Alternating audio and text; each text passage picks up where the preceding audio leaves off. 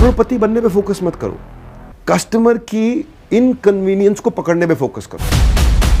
Customer की inconvenience को पकड़ो और प्रोडक्ट तैयार करो, करोड़पति बनोगे। एम्प्लॉय नॉर्मली करोड़पति आसानी से नहीं बनता है। Develop the goodness, the good money will come automatically. Don't focus on the valuables, focus on the values. जब भी आप किसी वैल्यूएबल से अपनी हैप्पीनेस को जोड़ोगे, वो वैल्यूएबल आ जाएगा, लेकिन तब तक आप अगली वैल्यूएबल के पीछे भागने लग जाओगे। ये 5 साल में करोड़पति बनने वाला कौन सा फॉर्मूला है? एवरीबडी कीप्स थिंकिंग कि हम 5 साल में ये कर देंगे, 5 साल में। तो करोड़पति कैसे बना जाए 5 साल में? रिमझिम जी, देखो इसका मैं आंसर अलग तरीके से दूंगा। ठीक है। पहला कि मैं कहूंगा कि ये क्वेश्चन ही बदल देना चाहिए। अच्छा, क्यों बदलना चाहिए? देखिए, मैं आपको जस्टिफाई करके बताता हूं। हालांकि आपने पूछा तो सम्मान है, लेकिन मेरा थोड़ा सा अलग मानना है इस विषय में। क्या है? करोड़पति बनने पे फोकस मत करो, कस्टमर की इनकन्वीनियंस को पकड़ने पे फोकस करो। अगर एम्प्लॉय हो तो बॉस की इनकन्वीनियंस पकड़ने में फोकस करो। देखो, आप जब छोटी थी ना, उस समय आपकी दादी जो थी पहले, वो उखली में मोसल लेकर के नमक, मिर्ची, हल्दी, धनिया, जीरा, गरम मसाला सब कूटती थी। बाद में आपने देखा कि आपकी मदर प्रीमिक्स मसाले यूज करने लगी। राइट। अब आपका समय आ गया, आप रेडी टू ईट डिशेस लेने लग गई। अभी आपका आगे विवाह होगा, बच्चों का जमाना आएगा तो रेडी टू ईट रोटी राइस भी मंगाएंगे, ready to eat samosa, pakora, tikki, कबाब भी मंगाएंगे। कि क्या है?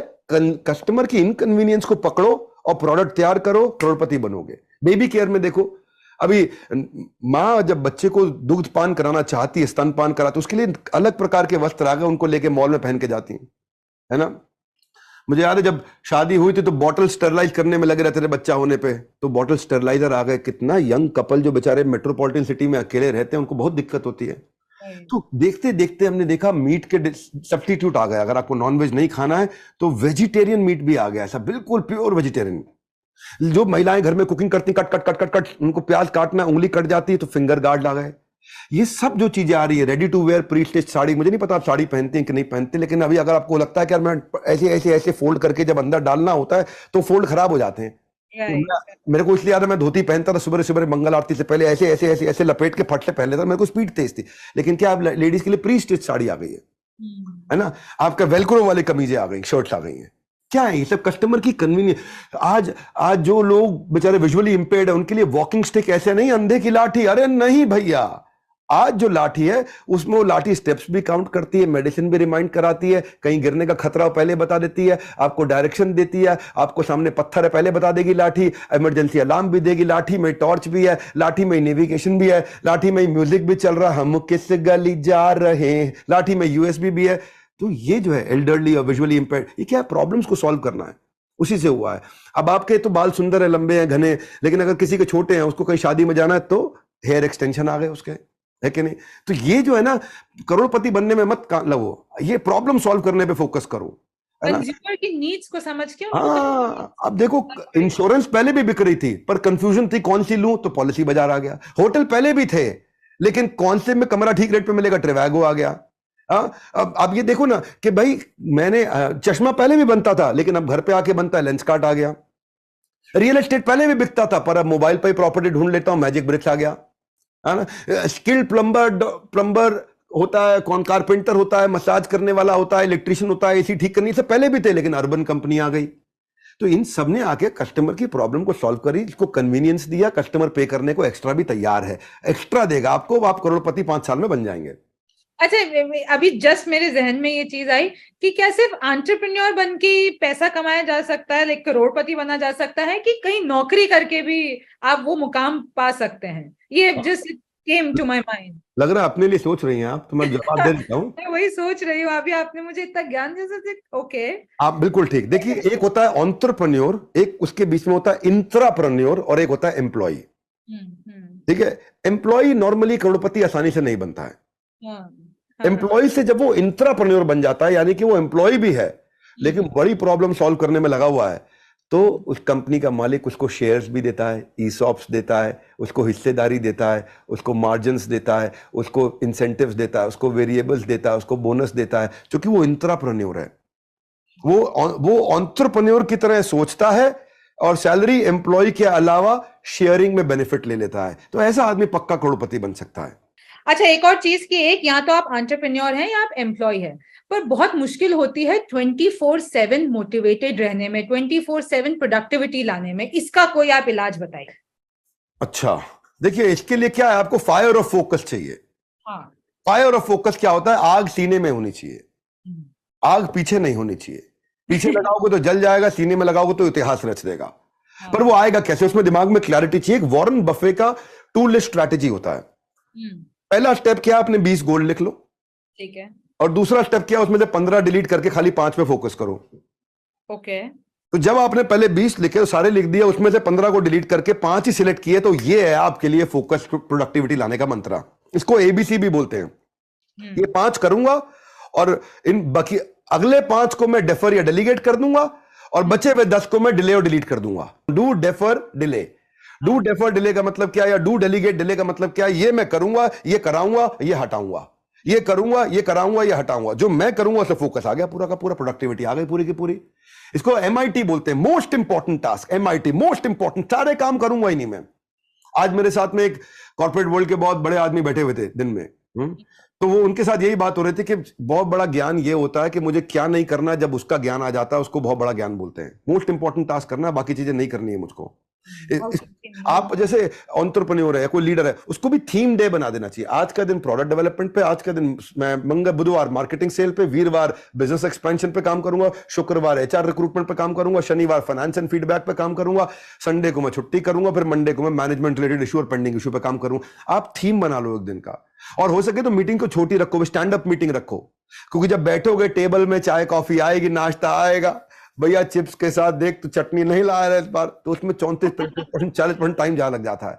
खड़े खड़े मीटिंग कर लो, हाँ जी बताइए बताइए क्या चल रहा हो, वेरी गुड वेरी गुड, फट फट फट मीटिंग खत्म कर लिया, है कि नहीं? वो तेज होता है।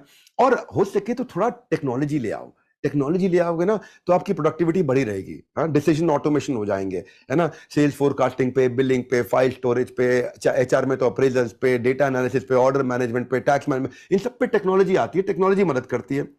पर एक रूल जो मैं फॉलो करता हूं उसको बोलता हूं एमसीडी, यानी कि मिनिमम कमिटमेंट डिसिप्लिन। इतना तो करूंगा ही करूंगा, इतने कदम रोज चलूंगा ही चलूंगा, इतने पेज रोज पढ़ूंगा ही पढ़ूंगा, इतना घंटा मैं परिवार के साथ बताऊंगा ही बताऊंगा, इतना समय आध्यात्मिकता पे लगाऊंगा ही लगाऊंगा, इतना कैलोरी रोज बर्न करूंगा ही करूंगा। एमसीडी, मिनिमम कमिटमेंट डिसिप्लिन, इतना तो करूंगा ही करूंगा। मिनिमम नंबर ऑफ आवर्स अपने आप को ऑर्गेनाइज करने पर लगाऊंगा ही लगाऊंगा। मैं डिजीज फ्री रहने के लिए इतना पानी तो मैं रोज, इतने लीटर पानी रोज पीऊंगा ही पीऊंगा।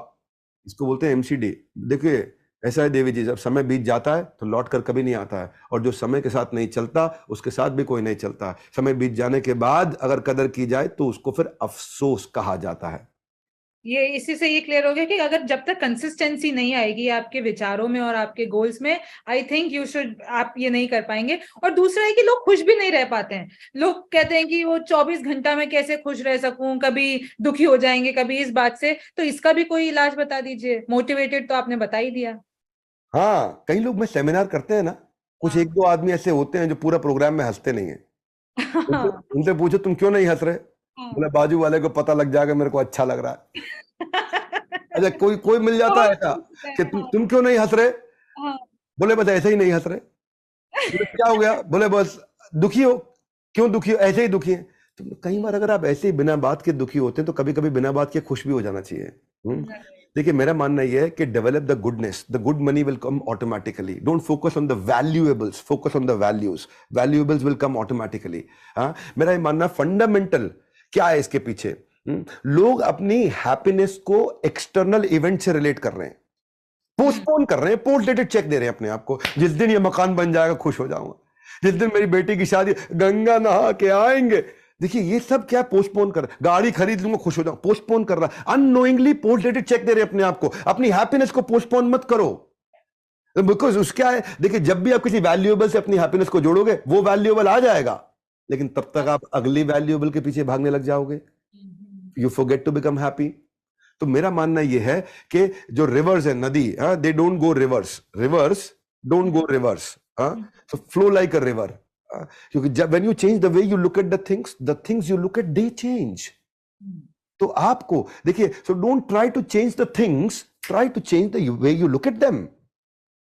कहते हैं ना कि things turn out best for those who have made the best out of the way the things have turned out. तो मेरा ये मानना है कि जब बदलती है नजरें, बदल जाते हैं नजारे, मानो तो जीवन में सुख ही सुख, मानो तो जीवन में सुख ही सुख, ना मानो जीवन दुख का दरिया। देखो मेरे यारो, जीवन और कुछ नहीं, बस है देखने का नजरिया।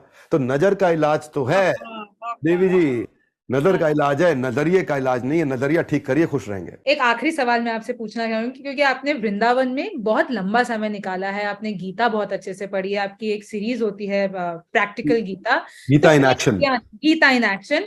तो आप क्या एक मैसेज देना चाहेंगे हमारे व्यूअर्स को फ्रॉम गीता?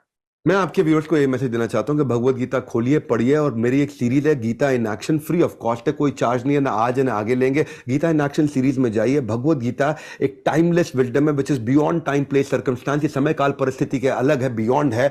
आज पाकिस्तान हो या हिंदुस्तान हो या नेपाल हो, जहां पे भी लोग मेरी भाषा को समझ सकते हैं, वो गीता को सुन रहे हैं, पढ़ रहे हैं। ये धर्म से बहुत ऊपर है, ये आपके व्यवहार को बदल देगा, आपके विचार को बदल देगा, आपके संस्कार को बदल देगा।